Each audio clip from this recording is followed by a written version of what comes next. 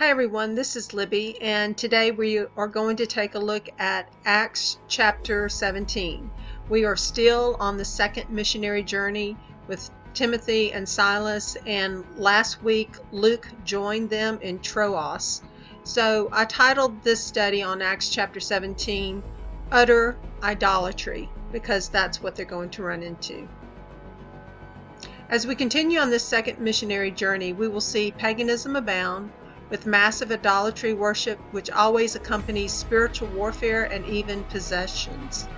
It is the turning over of the flesh to the evil one and his minions. We have already seen in Troas the spiritual warfare spill over into the physical realm. It is at that point when we may actually physically battle against flesh and blood. It is the age-old battle of good versus evil. The battle rages onward throughout time. The spoils of this battle are extremely valuable. It is a battle for the precious souls of mankind with eternal consequences. As I did the final touches to this presentation yesterday, Tuesday, February 13th, I heard the local drums and celebrations of the Mardi Gras parade in the background. His timing for teaching us about these things is impeccable. Yes, Mardi Gras. Another deception. This may come as a surprise, but Mardi Gras long predates Christianity. The earliest record comes from ancient times when tribes celebrated a fertility festival that welcomed the arrival of spring, a time of renewal of life. The Romans called this pagan festival Lupercalia in honor of Lupercus, the Roman god of fertility. That is also associated with Valentine's Day. Lupercalia was a drunken orgy of merrymaking held each February in Rome, after which participants fasted for 40 days. Interestingly, similar to modern celebrations, the Romans downed, masked, dressed in costumes, and indulged all of their fleshly desires as they gave themselves to the gods of Bacchus, god of wine, and Venus, goddess of love. The mask and costumes were used as disguises to allow sexual liberties not normally permitted as individuals engaged in bacchanal, the drunken and riotous occasion in honor of Bacchus. The word bacchanal is still associated with carnival celebrations to this day. As pagans converted to Catholicism, they did not want to give up this popular celebration. Church leaders, seeing that it was impossible to divorce the new converts from their pagan customs, decided to Christianize this festival. That was the wrong thing to do, and to this very day, traditional churches have synchronized with the world. Thus, Carnival was created as a time of merrymaking immediately preceding their pagan 40-day fast, which the church renamed Lent. During Carnival, participants indulged in madness and all aspects of pleasure allowable, including gluttony, drunkenness, and fornication. So, as we continue with our journey with Paul on his second missionary journey, as we continue on this road, the Roman road, if you will, we begin in verse 1. It says, "And having passed through Amphipolis and Apollonia, they came to Thessalonica, where there was a congregation of the Jews. And according to his practice, Paul went in unto them, and for 3 Sabbaths was reasoning with them from the Scriptures, explaining and pointing out that the Messiah had to suffer and rise again from the dead, and saying, This is the Messiah, Yahusha, whom I proclaim to you. And some of them did believe, and a large number of the worshiping Greeks, and not a few of the leading women joined Paul and Silas. So they were very successful." So last week we entered in through the Syrian gates and then the Cilicia gates, and we worked our way all the way over to Troas. So when they left Troas and they had the Macedonian call, Paul had the vision of the Macedonian call. They traveled over to Macedonia and went first to Samothrace and then over to Neapolis, then entered into Philippi And this dot right here is Amphipolis, and then this one Apollonia, and right here up underneath this green dot I have on the map is Thessalonica.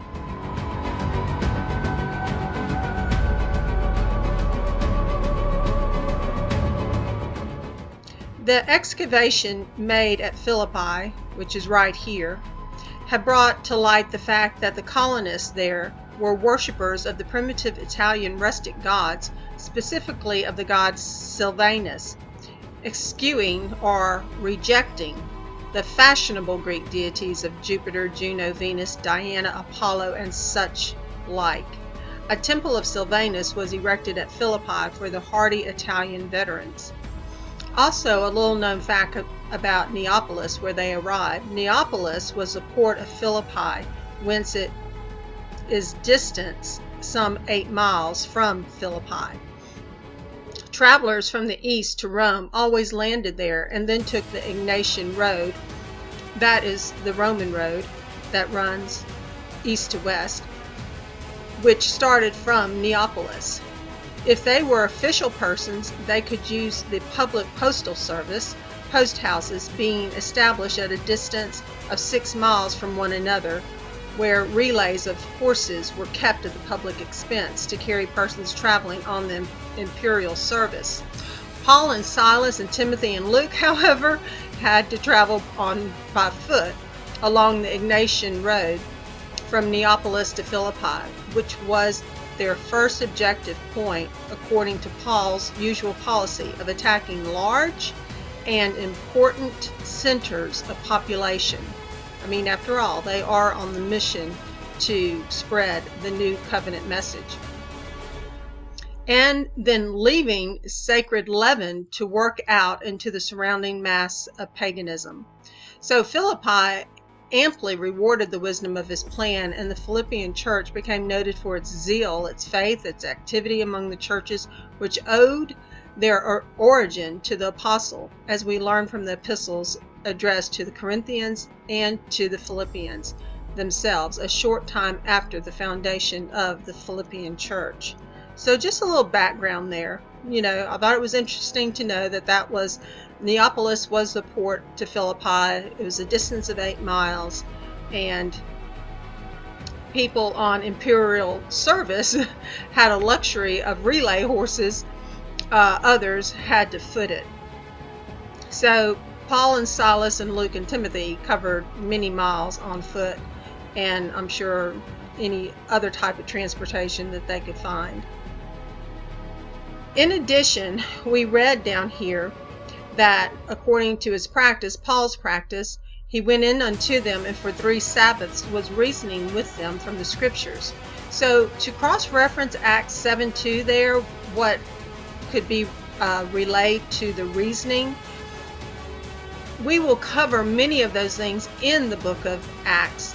But also what was interesting was that it cross-referenced Hebrews chapter 7 through chapter 10. If you ever have a chance, I recommend reading those chapters.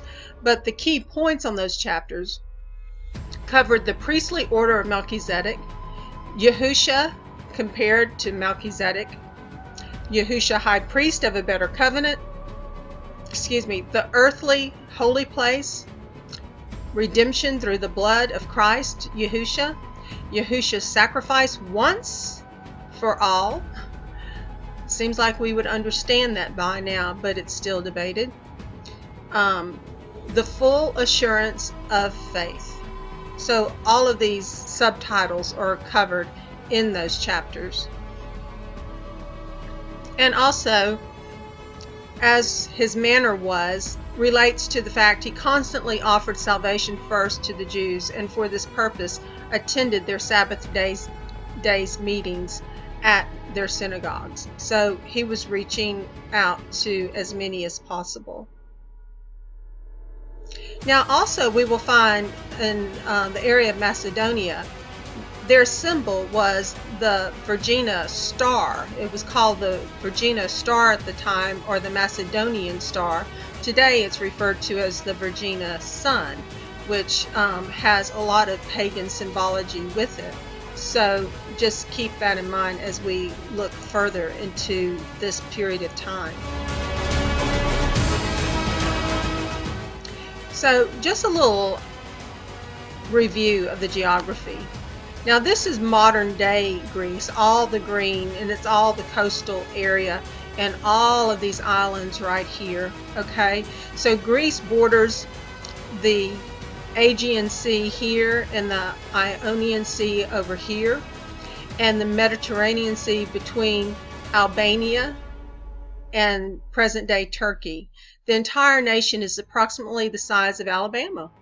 Greece is mostly mountainous, with ranges extending into the sea as peninsulas or chains of islands with over 13,676 kilometers.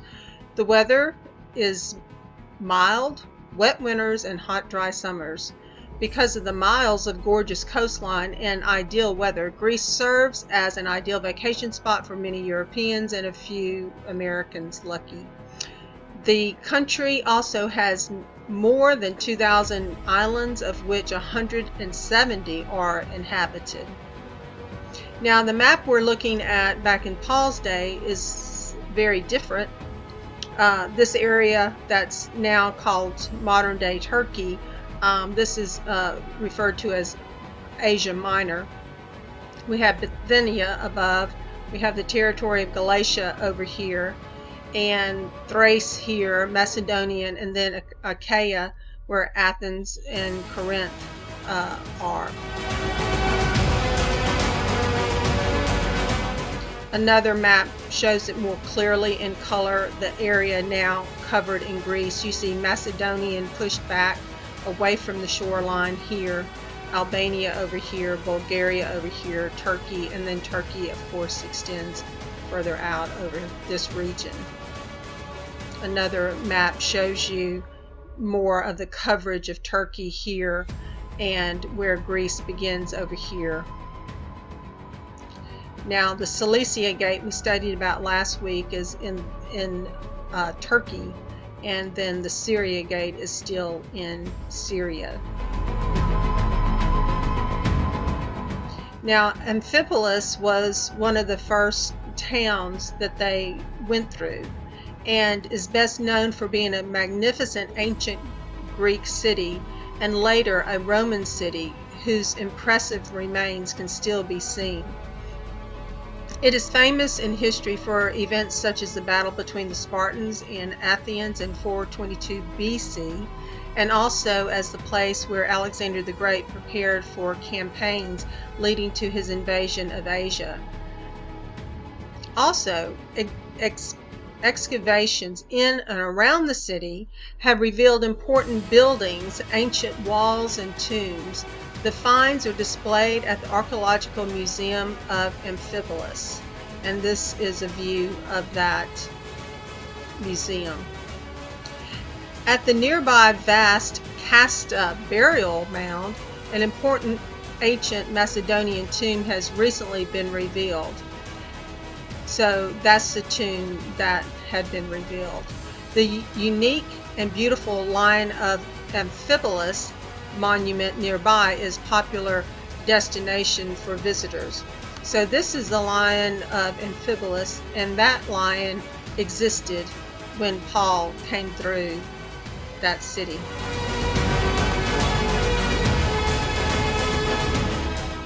Amphipolis and Apollonia, first we'll cover Amphipolis, was an important town on the Via Egnatia, another name for the Roman road that ran east to west in Paul's day. Although the modern highway bypasses the town, it was founded in 437 BC by Athenian settlers. The city was built on a plateau a short distance inland from the Aegean Sea, overlooking the valley of the river Strymon.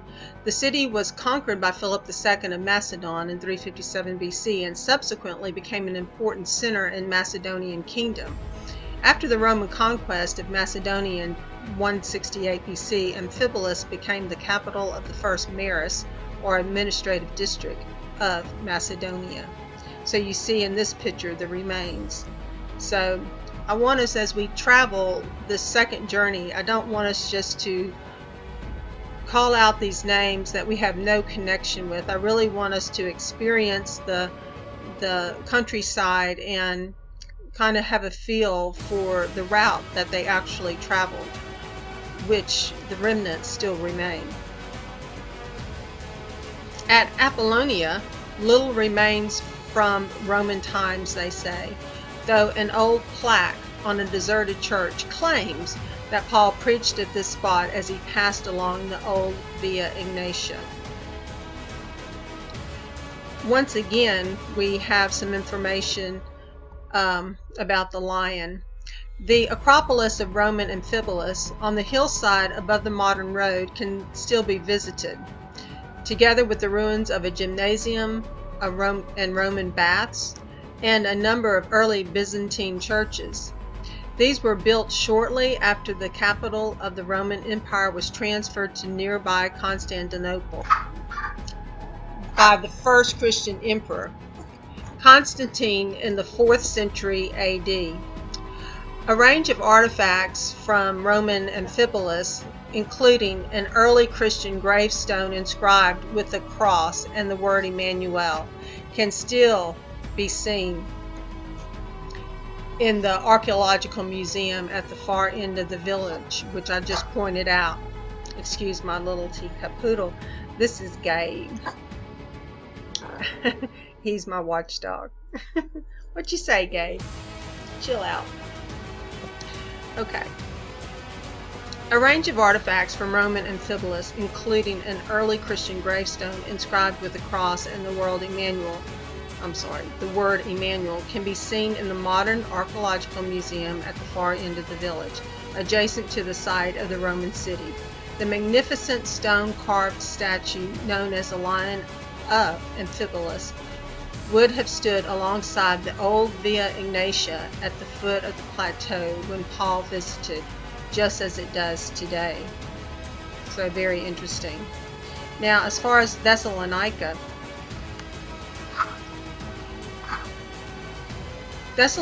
was located at the intersection of two major Roman roads, one leading from Italy eastward, the Egnatia Way, and the other from the Danube to the Aegean. Thessalonica's location and use as a port made it a prominent city. In 168 BC, it became the capital of the 2nd district of Macedonia, and later it was made the capital and major port of the whole Roman province of Macedonia. In 42 BC, after the battle at Philippi, Thessalonica was made a free city. Today, the modern city of Thessalonica is the 2nd most important city of Greece and home to 1 million inhabitants. So that's a modern day picture of it there. Thessalonica was founded by King Cassandros in 315 BC. It became the capital of the Roman province of Macedonia in 146 BC. During Roman times, Thessalonica became an important crossroads on the Via Egnatia, where the road running east from Rome to the provinces of Pontus and Asia met the road running north from Athens to the river Danube. Today, visitors to Thessalonica or Salonika, the 2nd city of modern Greece, entering a flourishing regional metropolis with a wide range of museums, shops, and magnificent churches. Travelers arriving along the Via Egnatia, now a multi-lane highway in the center of the modern city, can take a break to visit the Roman Agora, which was the marketplace, with its shops, and Odeon, the theater. Immediately alongside the Via Egnatia, pedestrians can walk beneath the Arc of Galerius, built by the junior emperor Galerius, who established his court at Thessalonica at the end of the 3rd century AD. So you have good views of the remains, ancient remains. And this is a picture showing the Via Egnatia coming all the way across. It was very, very impressive, and this was just a portion of it. And then the sea route showed there. The Via Egnatia, the ancient Roman road that connected Rome with Constantinople. All roads lead to Rome. One of the reasons why the Roman Empire became as powerful as it did was because of their ingenious and long-lasting roads. I mean, look at that, it's massive. The Romans were famous road builders. Their vast road network laid the foundations for modern-day highways even across Europe, with many of them being built directly over the ancient ones or running parallel to them.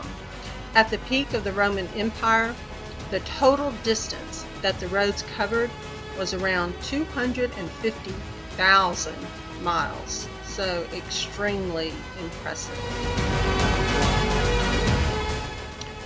One such famous road that brought prosperity to a whole region, built in the 2nd century BC, was called Via Egnatia.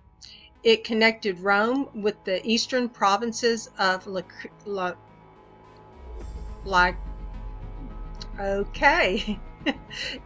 Illyricum, Macedonia, and Thrace. Sorry about that. It took me a while to get that one out. Those provinces are the territories of Albania, Macedonia, Greece, and the European part of Turkey. So we continue. But the Jews, who did not believe, having become envious, took some of the wicked men from the marketplace, and gathering a mob, set all the city in an uproar, and came upon the house of Jason, and were seeking to bring them out to the people. But not finding them, they dragged Jason and some of the brothers to the city rulers, crying out, "They who have turned the world upside down have come here too, whom Jason has received." And all of them are acting contrary to the dogmas of Caesar, saying there is another sovereign, Yahusha.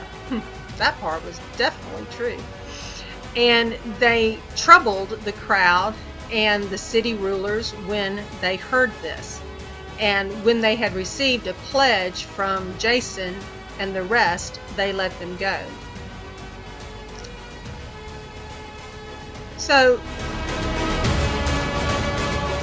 certain lewd fellows of the baser sort, if you will, the ones that were causing all the trouble. It was those who transact business in courts of justice. These were probably a low kind of lawyers, what we would call pettifoggers or attorneys without principle, who gave advice for a trifle and fomented disputes and litigations among the people. They cunningly employed those unprincipled men who probably had a certain degree of juridical credit and authority to denounce the apostles as seditious men. They were willing to defend any side of a question for money. Kind of sounds familiar today as well. Again, another commentary wrote, "And they troubled the people and the rulers. It is evident that there was no disposition in either the people or the rulers to persecute the apostles. But these wicked Jews, by means of the unprincipled wicked lawyers, those lewd fellows of the baser sort, threw the subject into the form of law, making it a state question, in which form the rulers were obliged to notice it. But they showed their unwillingness to proceed in a matter which they saw proceeded from malice, by letting Jason and his companions go off on bail." So at least many times the system works and they can see through the wickedness. We see this mob rule many times on several of the cases taken on by Al Sharpton and Jesse Jackson. They create somewhat of a mob rule. And who was Jason, by the way, anyway? The only cross-reference I found was to Romans 16:21 when it says, Timothy, my fellow worker, and Lucius and Jason and Sosipater, my relatives, greet you. So they may have been distant relatives. I believe they were from the same area of Tarsus where Paul was from. So they are in Thessalonica. So I want us to take pause and kind of tour the area and look around and see some of the symbology that was present during that day, and look at what was present then and look at things that are present now. As I mentioned earlier, the Virgina star was the star of Macedonian. Now it's called the Virgina sun, also known as the Star of Virgina and the Macedonian star, is a rayed solar symbol appearing in ancient Greek art of the period between the 6th and 2nd centuries BC. The Virgina sun proper has 16 triangular rays, while comparable symbols of the same period variously have 16, 12, 8, and 6 rays. The name Virgina sun refers specifically to archaeological excavations in and around the small town of Virgina in northern Greece during the late 1970s, when the symbol came to prominence. In older references, the name Argid star, or star of the Argidi, is used for the sun as the royal symbol of the Argid dynasty of Macedon.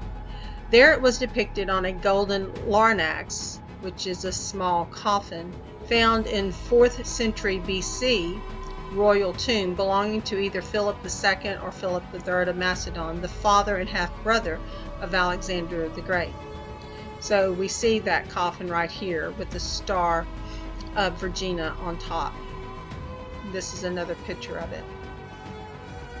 It says the symbol is first attested in cuirasses, which is a breastplate of armor for a soldier, and upper body armor from southeastern Europe dating to the late Helladic 1200 BCE period. The Iliad, which is an ancient Greek epic poem, describes the first panoply of Achilles as having star motifs. Monoliths found the symbol on the coffin here, believed to belong to Philip II of Macedon, father of Alexander the Great. The sunburst symbol was already well known as a symbol used both by the Macedonian royal dynasty as well as the Hellenistic civilization more generally. The symbol represents the sun god Helios. Also, 16 pointed and 8 pointed sunburst symbols on their shields and armor were found on artifact and drawings. Like in this picture right here, you see that on the shoulder pad of a soldier. You see it on pottery on the soldier's clothing. You also see it on pottery on their shields, the sunburst. You see it on their coins here. And we even see it shown in the Central Intelligence Agency of the United States of America right here in plain sight. On another coin, you once again see it. And again, the symbol represents the sun god Helios. Another artifact is very interesting, I thought. It's the, again, showing the 16-ray Virgina sun design on the Sibyl plaque from Ai Khanoum, Bactria, 3rd century BC. The sunburst here represents a star, not the sun, shown in a star and crescent configuration alongside Helios, who is shown separately in the form of a bust with a rayed halo of 13 rays. Now, that is what they perceive it to be. Another way that we could view that, if we don't go with just the commentary part, is clearly a sun and a crescent moon being displayed, and then possibly a second sun or a comet, or it could have been even the planet 7X that Gil Broussard has so diligently researched. It had to be something significant. And even in this depiction, there are clearly two extremely large sun-like objects.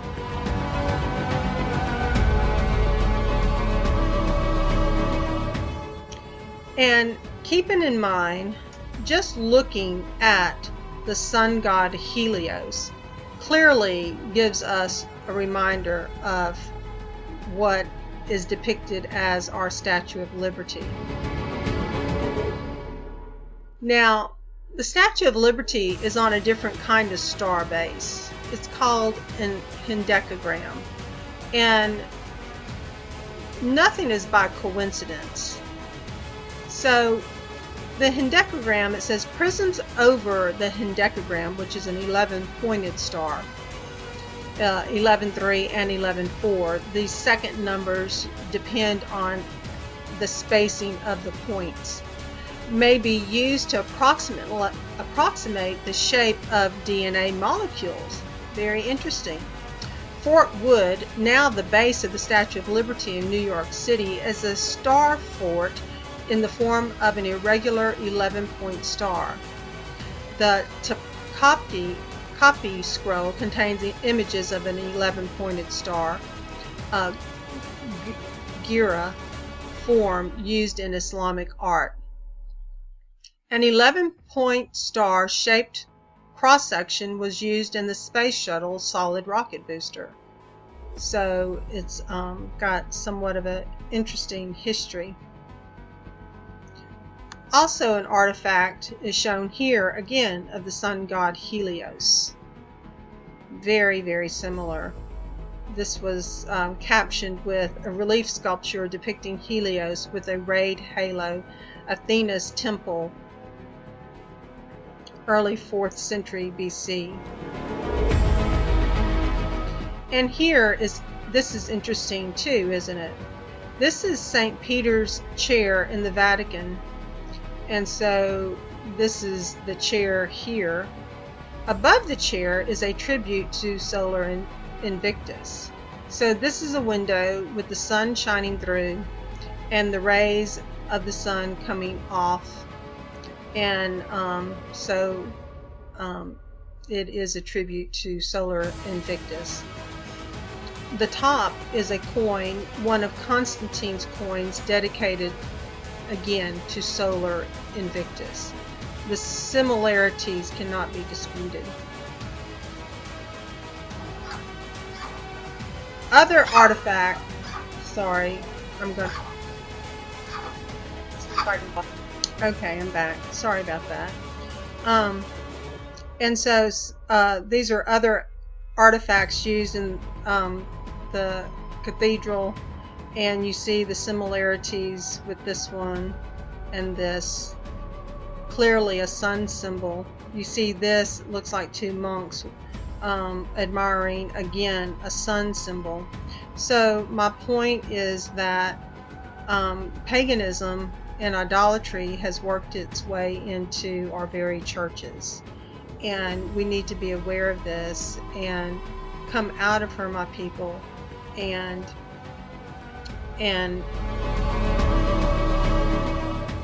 just don't be deceived by the synchronization with this paganistic world that has crept into the churches. It's extremely unfortunate, but we really cannot be associated with it once we know the truth. Not to throw the baby out with the bathwater. There's plenty of believers in most all denominations, but we as a people of Elohim, the one true living Yahweh, he's not a Elohim of mixture. He doesn't share his glory with other gods. It's not okay. It's never has been, and once you know the truth, you're responsible for that truth.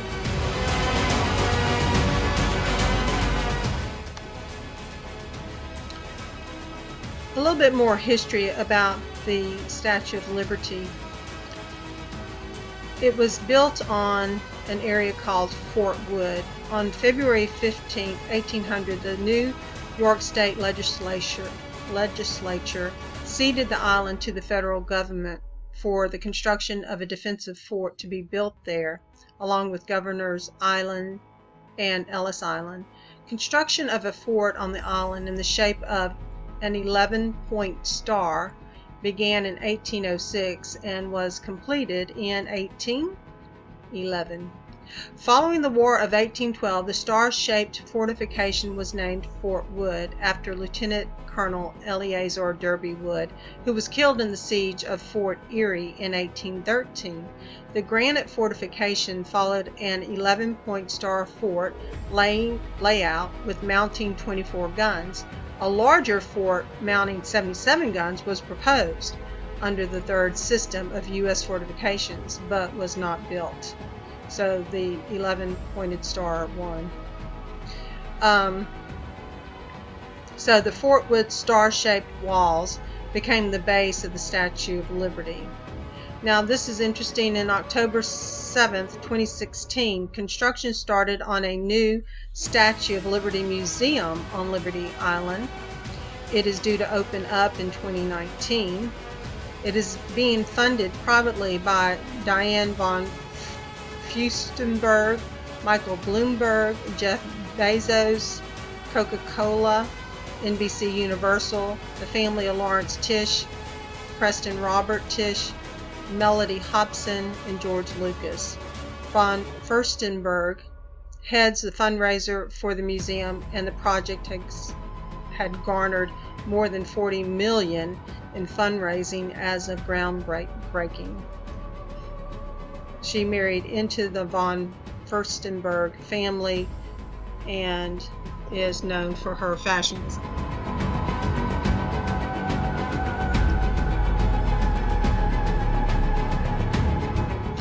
In addition, Fox Collaborative is an American architecture, planning, and interior design firm founded in 1978 by Robert F. Fox Jr. and Bruce S. Fowle as Fox & Fowle Architects. The firm merged with Strauss in 2000 and was renamed to FX Fowle Architects in 2005 following Fox's departure. The firm was renamed to FX Collaborative on January 18, 2018, so that's very recent. The firm is best known for projects in New York City, including the Condé Nast Building, Reuters Building on 3 Times Square, 11 Times Square, renovation of the Jacob K. Javits Convention Center, and upcoming Statue of Liberty Museum. Now, I just thought it was interesting that the architect's name was Fox & Fowle, because I remember some research on the name Fox, and we'll just take a scenic route tour for a little bit on our journey. I just thought it was an interesting find, because some ask, does Fox equal 666?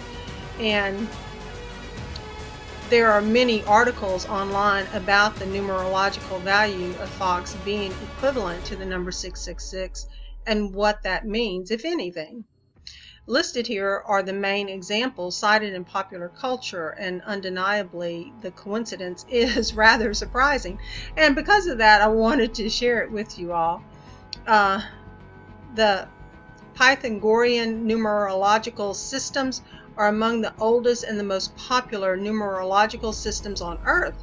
In the 6th century BCE, Greek mathematician and philosopher Pythagoras assigned numerical values to each letter based on its position in the alphabet. So the number value is assigned by the position in the sequence of the Western alphabet using number formulas, which was based on the number 1 to 9. And with that, Fox clearly showed 666. In example 2, To provide a unique numerical value to each letter, Jewish numerologists would multiply each set of 9 by a factor of 10. The practice got little use in Scripture, but a well-known example is in the New Testament book of Revelation, a highly symbolic text which the author presents as a record of a prophetic vision.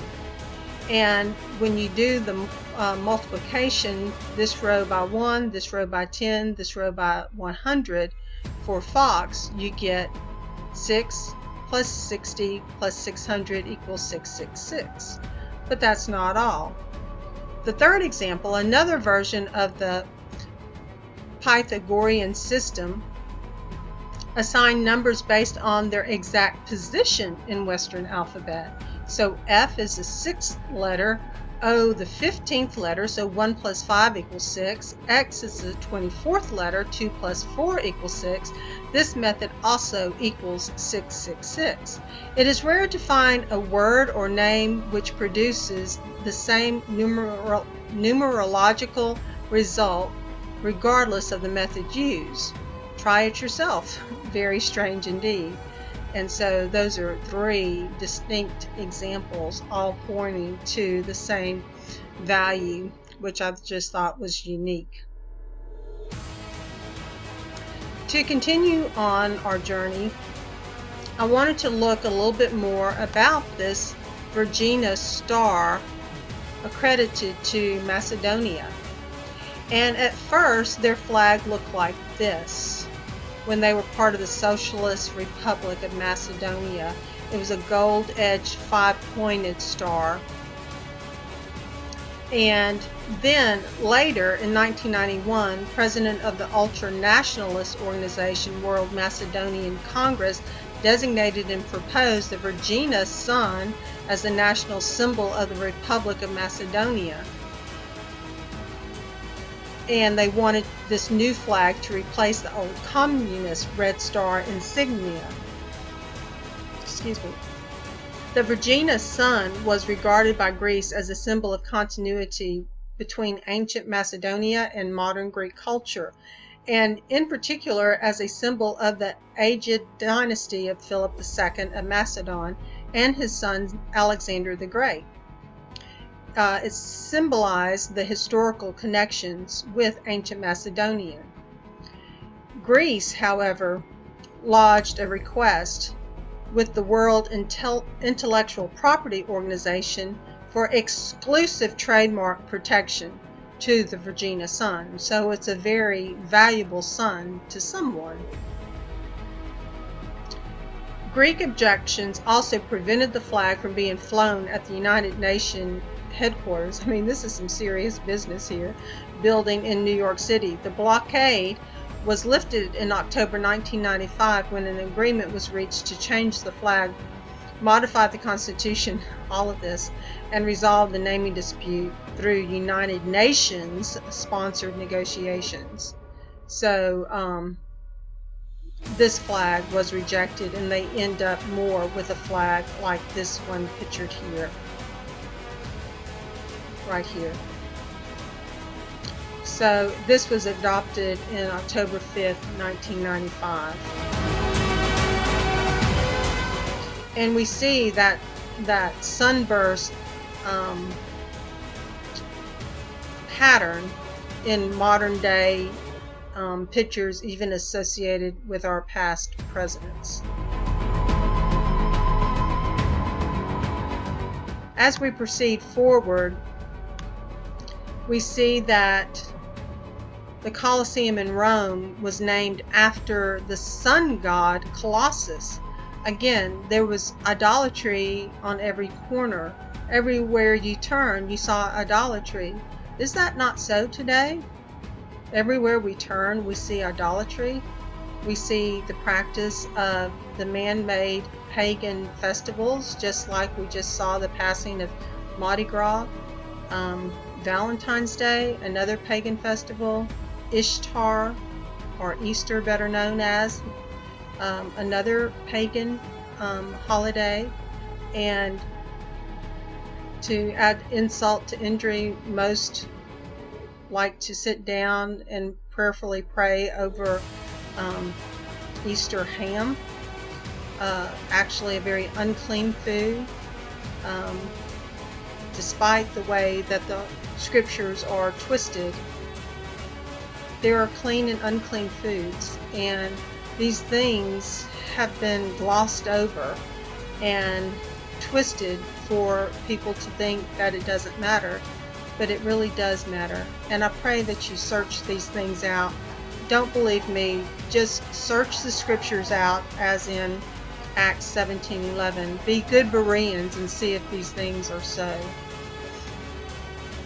And below here we see coins of Constantine showing the sunburst of the sun god, halo, if you will, of Helios, which he equated himself as equal to. In this artifact we see a dedication made by a priest of Jupiter on behalf of the well-being solace of the emperors to Sol Invictus and the genius of the military unit Equites Singularis. If we continue on, the Colosseum in Rome, named after sun god Colossus, statue of Sol Invictus, was here.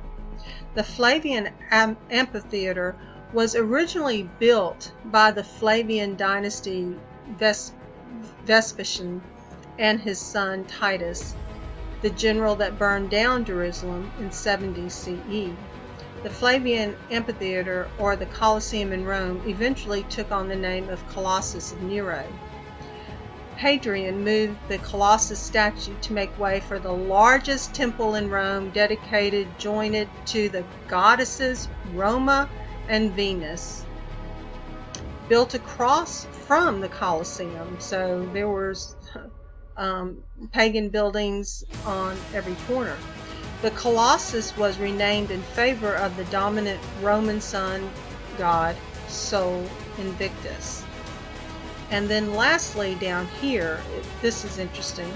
Besides, the size of this giant statue stood anywhere from 90 to 110 feet tall, approximately 2/3 of the height of the Colosseum. Now get this, the bronze from the statue and most of the marble of the Colosseum was removed and recycled into the building of St. Peter's Basilica across the river Tiber. That says a lot.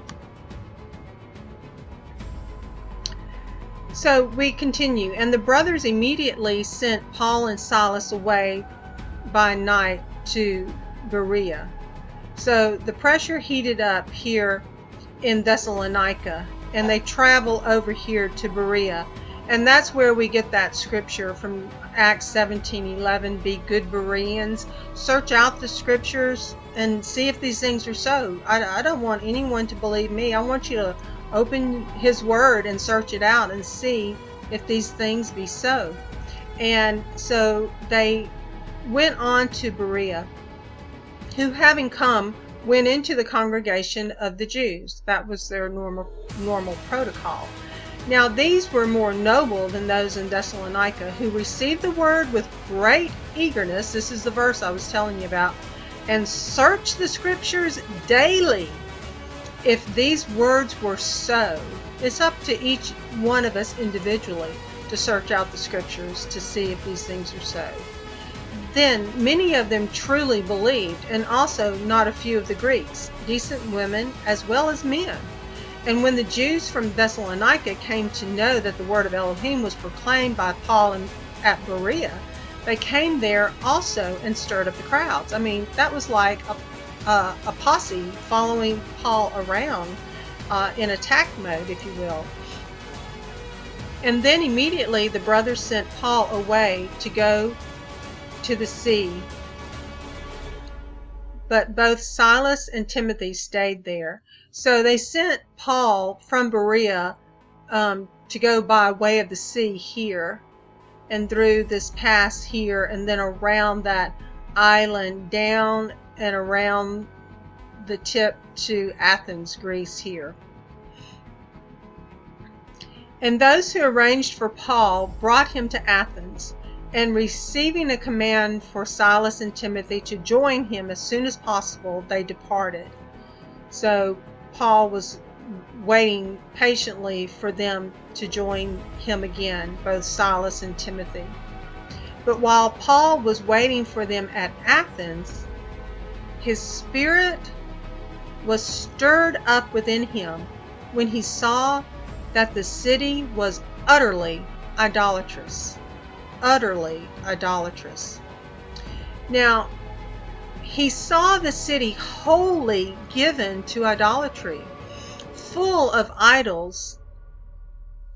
Whoever examines the remains of this city, as represented by Mr. Stewart, says in this Adam Clark commentary in his Antiquities, already referred to, will be satisfied of the truth of Luke's remark.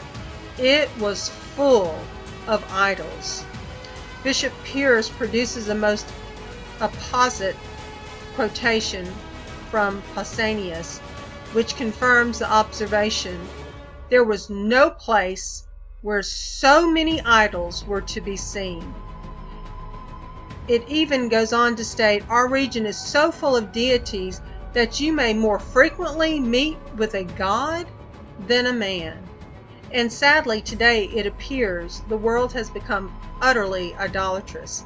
And not just a city, it seems to be worldwide. We see the formation of the New World Order, one world government, one world currency, and one world religion. Now, if we just focus on this verse in Acts 17, verse 16, again, but while Paul was waiting for them at Athens, his spirit was stirred up within him when he saw that the city was utterly idolatrous. I mean, this was his view. This was his view back in the day. He viewed the high city of Athens, the Acropolis. He viewed the Parthenon temple, which was a place of worship and refuge when under attack on this high hill called the high city of Athens. And there were other temples. The temple of Athena and Nike, where we get the athletic shoe Nike. You see the infiltration of these gods incorporated into the very fabric of our present nation here in North America, as well as around the world. It's everywhere, absolutely everywhere, and we can relate to how Paul's spirit was stirred, because our spirit should be stirred when we see the utter idolatry all around us. That should stir us to change. The Apostle Paul, struck by the rampant idolatry of the Athenians, confronted them on Mars Hill. Nearby stood the Parthenon above, dedicated to the goddess Athena, and a much smaller temple built to honor the goddess Nike.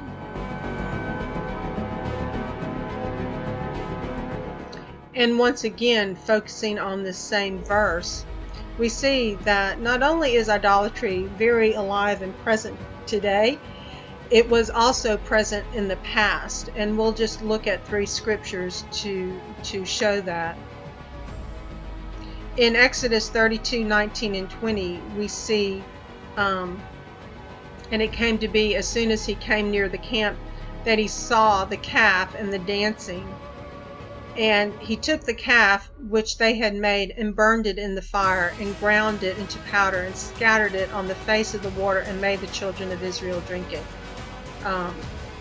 That was a clear case of adultery. In Exodus 32:28 we read, and the sons of Levi did according to the word of Moses, and about 3,000 men of the people fell that day. So many deaths occurred from that idolatry.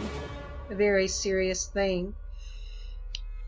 And also in Numbers 25, 6 through 11, we'll read portions of that. And when Phinehas, son of Eleazar, son of Aaron, the priest, saw it, he rose up from among the congregation and took a spear in his hand. And he went after the man of Israel into the tent, and thrust both of them through, the man of Israel and the woman through her belly. Thus the plague among the children of Israel came to a stop, and those who died in the plague were 24,000. So Phinehas, son of Eleazar, son of Aaron the priest, has turned back my wrath, Yahweh said, from the children of Israel. So at this period of time, they were under the book of the law. They had committed the sin of the golden calf.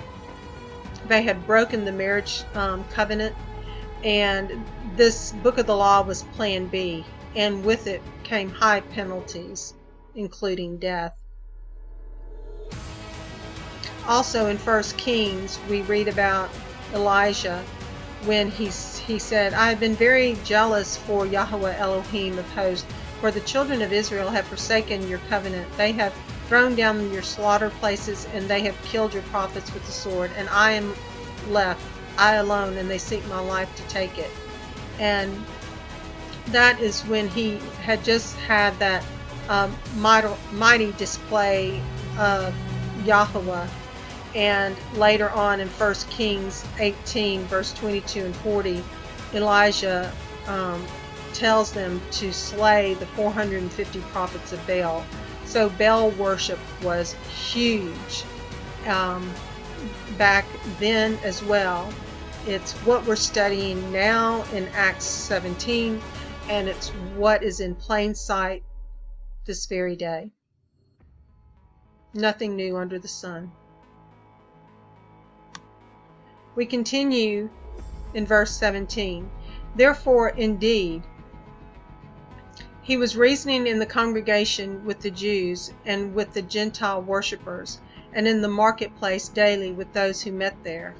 And some of the Epicurean and Stoic philosophers encountered him, and some were saying, What does this babbler wish to say?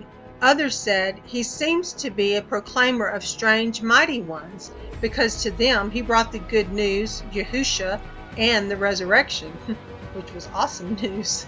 So they laid hold of him and brought him to the Areopagus, saying, Are we able to know what this fresh teaching is of what you speak? Now keep in mind this right here. It says, so they laid hold of him and brought him to the Areopagus, saying, Are we able to know what this fresh teaching is of which you speak?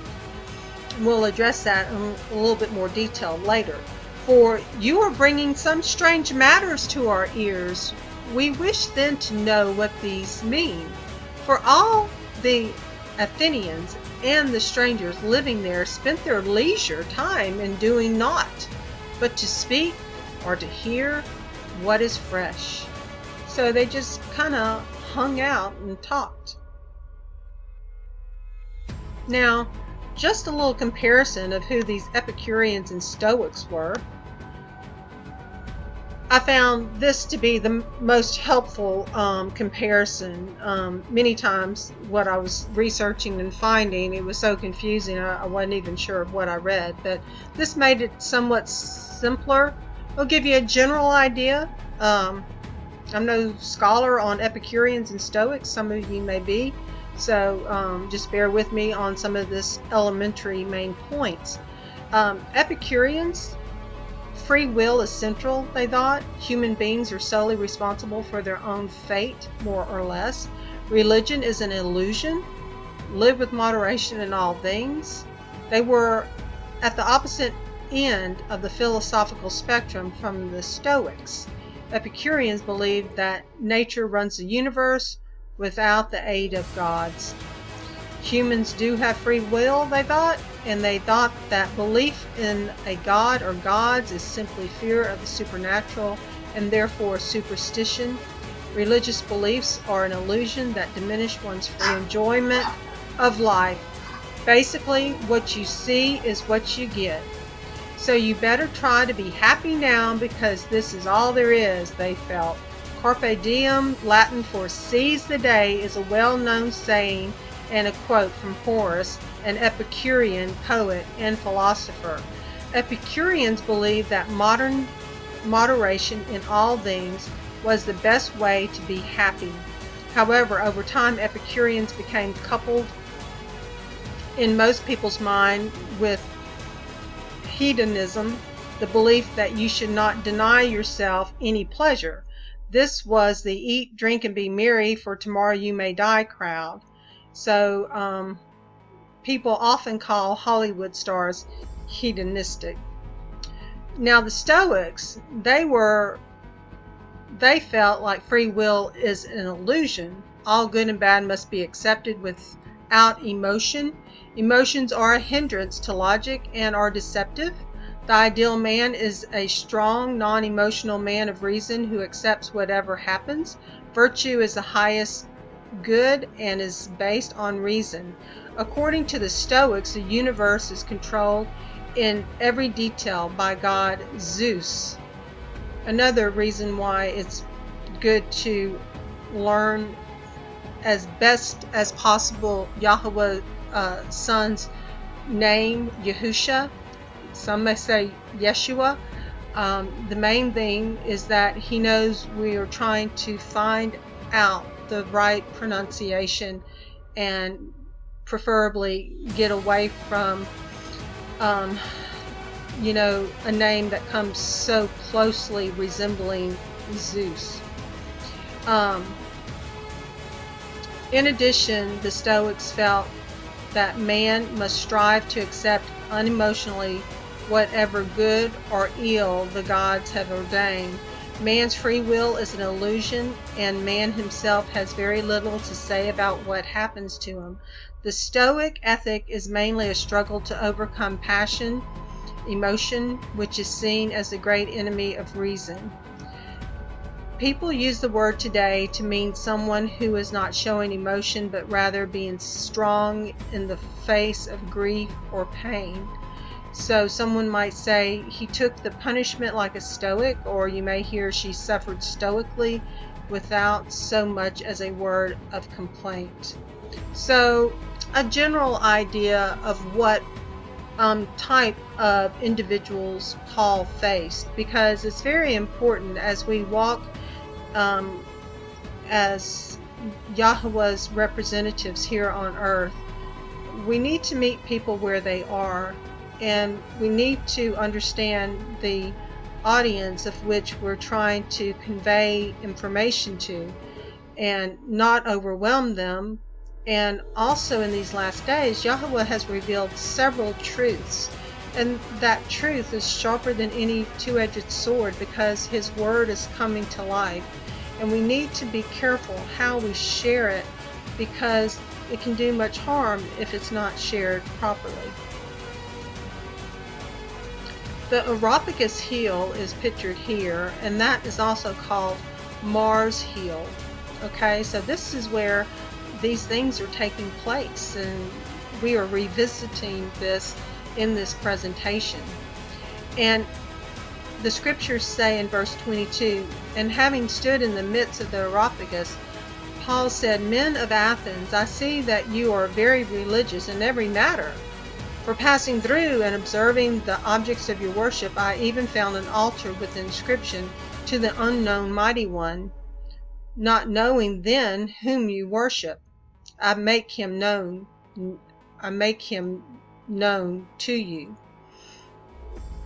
Yahweh, who made the world and all that is in it, this one being master of heaven and earth, does not dwell in dwellings made with hands, nor is he served with men's hands, as if needing any, himself giving to all life and breath and all else. And he has made from one blood every nation of men to dwell on all the face of the earth, having ordained beforehand the times and the boundaries of their dwelling. So he's presenting this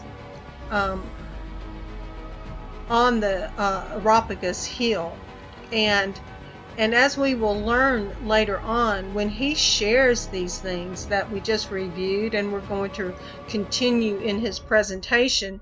But know this, it was against their protocol to insert undue passion in any oration. So he had to present it rather matter-of-factly. because that was the protocol. So here, modern day, they have a plaque at the Areopagus of Paul's sermon here. And also, this is a close-up, another view of it here, close-up picture. So from the Areopagus hill, the view was, you could view the Athenian altar to the unknown God where the Apostle Paul delivered his famous speech. So Paul continues. He said, to seek the Master, if at least they would reach out for him and find him, though he is not far from each one of us. For in him we live and move and are, as also some of your own poets have said, for we are also his offspring.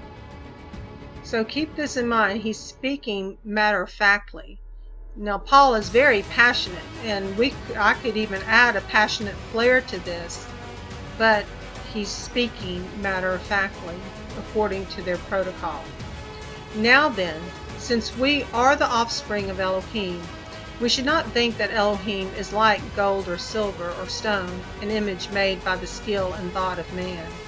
Truly then, having overlooked these times of ignorance, key phrase there, times of ignorance, Elohim now commands all men everywhere to repent, to this very day, may I add, because he has set a day on which he is going to judge the world in righteousness by a man, that's a capital M, whom he has appointed, having given proof of this to all by raising him from the dead. And hearing of the resurrection of the dead, some indeed mocked, while others said, we shall hear you again concerning this. And so Paul went out from among them. But some men joined him, believing, among them Dionysius the Areopagite, and a woman named Damaris, and others with them. So in Acts 17:30, where it said times of ignorance, once we know the truth, and many of us are learning, the veil is being lifted. Yahweh is lifting the veil, and many are seeing through this synchronization of truth mixed with lies in the traditional congregations, cathedrals, denominations, you name it. It's there. And once we know the truth now, we simply need to make efforts to move toward truth and away from the synchronization. Is it easy? No. Can it be done? Absolutely. And it's really better than ever once you do take those steps. So once we know the truth, we are responsible for that truth. We no longer fall under the times of ignorance. This is the verse that should awaken those refusing to be good Bereans and searching these things out to see if they are so. Acts 17:11. Rejecting truth, yet not searching the scriptures to see if these things be so, is not a good thing. If you are shared a truth and you question it, at least go and search it out to see if it is true or if it's false. Under Plan B, if you will, the book of the law, the penalty for idolatry worship was death. We saw those 3 examples in Scripture that we just previously reviewed when they were under the book of the law.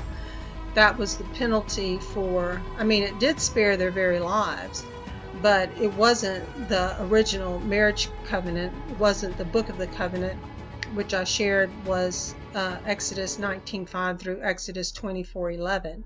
He wanted us to be a kingdom of priests. And with the new covenant, he has restored that. We are once again a kingdom of priests under the Melchizedek order. And we read about that in Revelation 5, 9, and 10, that he's made us a kingdom of priests of every tongue, tribe, people, and nation. So now under the new covenant message, a day is set in which Yahushua HaMashiach will judge the world in righteousness. He is love, but he is also just. So make no mistake, he also judges in righteousness.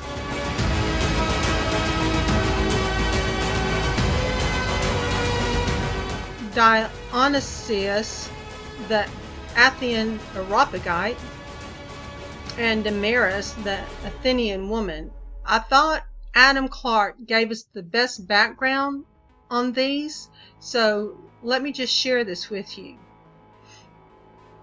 He says, there can be no doubt that this man was one of the judges of this great court. This is very interesting. But whether the president or otherwise, we cannot tell. Humanly speaking, his conversion must have been an acquisition of considerable importance to the Christian religion, for no person was a judge in the Areopagus who had not borne the office of archon or chief governor of the city, and none bore the office of judge in this court who was not of the highest reputation among the people for his intelligence and exemplary conduct. So the Areopagus was that hill, Mars Hill, where they would take people accused of intentional homicide, if you will, and judge them there. So it was like an outdoor court, if you will. In some of the popish writers, we find a vast deal of groundless conjecture concerning Dionysius, who they say was first bishop of Athens, and raised to that dignity by Paul himself, that he was a martyr for the truth, that Damaris was his wife, etc., etc., concerning which the judicious Calmet says, all this has little foundation. So there is some misleading information on who Dionysius was.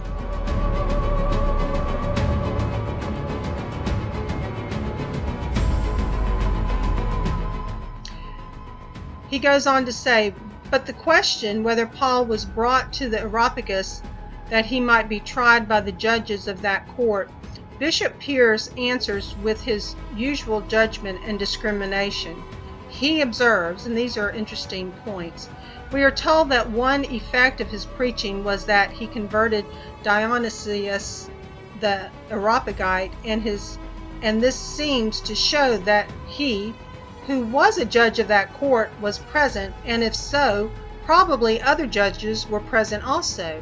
Secondly, if they who brought Paul to Areopagus wanted only to satisfy their curiosity, they had an opportunity of doing that in the market mentioned. Why then did they remove him to another place? Another good point. Thirdly, when it is said that they brought Paul to Areopagus, it is said that they took him, or rather they laid hold on him, as the Greek word is translated, and as it ought to have been here and especially in this latter verse. Fourthly, it is the observable that Paul, in his whole discourse at the Areopagus, did not make the least attempt to move the passions of his audience, as he did when speaking to Felix and to Agrippa, because when we get there, we will see that was a very passionate plea. But he used plain and grave reasonings to convince his hearers of the soundness of his doctrine. Now, we are told that Athens the actor was forbidden to endeavor to excite the passions. So again, that was their protocol. Even their actors had to be careful about exciting passions, according to this particular commentary. He goes on to say in his commentary, among the Athenians, the orator was prohibited by the public crier to move the passions of his auditory. And this is confirmed, and It goes on to say, if therefore it was strictly forbidden at Athens to move the affections of the courts of justice, especially in that of the Areopagus, we see a good reason why Paul made no attempt in that way, and at the same time we learn how improperly the painters have done all they could when they represent Paul speaking at Athens, endeavoring both by his looks and gestures to raise those several passions in his hearers which their faces are meant to express. So it's a very unique point that is brought out in that Adam Clarke commentary to give us another perspective on how Paul presented the covenant message to this group of Epicureans and Stoics.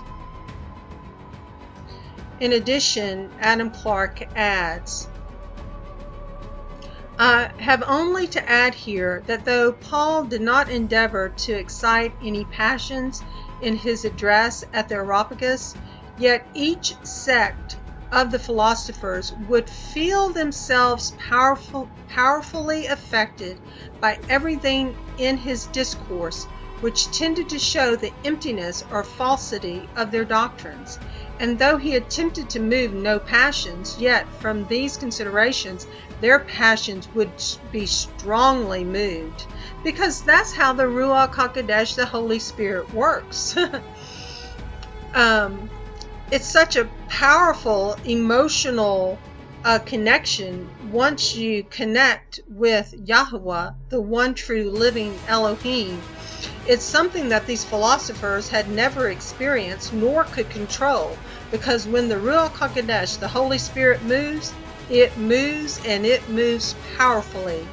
And Paul didn't have to present any voice inflection or anything like this.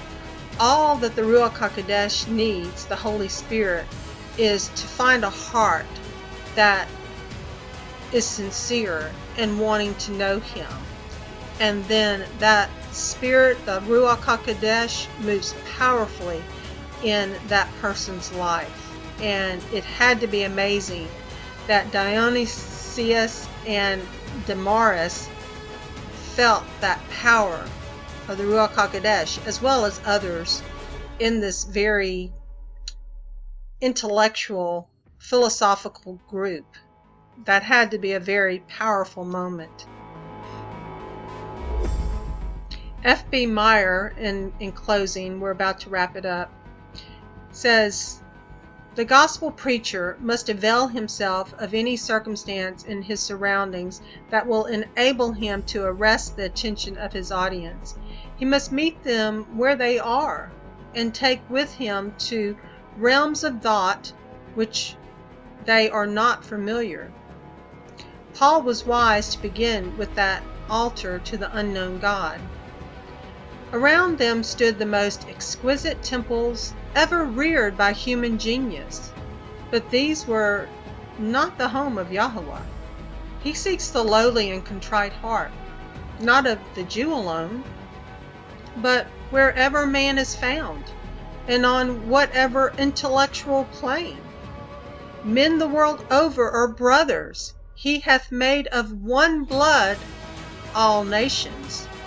The arrangements of divine providence have been contrived to lead men to Yahweh. If they seek after Him with reverence and true desire, He will be found of them. All men are His offspring, but only those who receive the Son of Yahweh, Yahushua HaMashiach, or Jesus the Messiah, into their hearts become really sons. Repentance is the act of the will, and therefore it may be commanded. Yahweh can overlook much that is hurtful and evil because He loves the world and deals with men according to their light or understanding. And we may rejoice, therefore, that He will judge mankind by the man, Yahushua HaMashiach Himself. So far we see on our second missionary journey with Paul that actually There truly is nothing new under the sun. The same challenges he faced, we face. The first century set-apart ones adapted the new covenant message of Yahushua HaMashiach, Jesus the Messiah, based on their audience. We saw that with Stephen when he presented the most detailed Melchizedek covenant message to the Sanhedrin in Acts 7. We saw it when Philip picked up the message at the point in the scripture where the Ethiopian eunuch read in Acts chapter 8. We saw Peter orate the covenant message to Gentile believers with Cornelius in Acts 10, witnessing to Cornelius and his family and friends. We saw Paul present another detailed Melchizedek covenant message like Stephen to the synagogue in Pisidia, Antioch in Acts 13. We saw Peter and Paul address specifics to the Jerusalem Council brethren in Acts 15. And lastly, today, we have seen Paul present a Stoic covenant message to the Athenians when orating on the Areopagus, yet the power of their unknown God, that they didn't know who it was. After Paul finished orating, they would, moved by the Ruach HaKodesh in Acts 17 in a mighty yet stealth way that was very unfamiliar to them. So we too should do likewise. We should see where people are at and meet them where they are and take them from that point and break bread with them, search the scriptures, and point out truths. And His Word is becoming more and more alive today. And I thank you for taking the time to walk with me on this second missionary journey and really owning these places as we go from city to city with Paul. So next week we will continue and finish up this second missionary journey. It was just simply too much to cover, and actually it's taking us 3 sessions to complete this second missionary journey. But keep in mind, it took them much longer.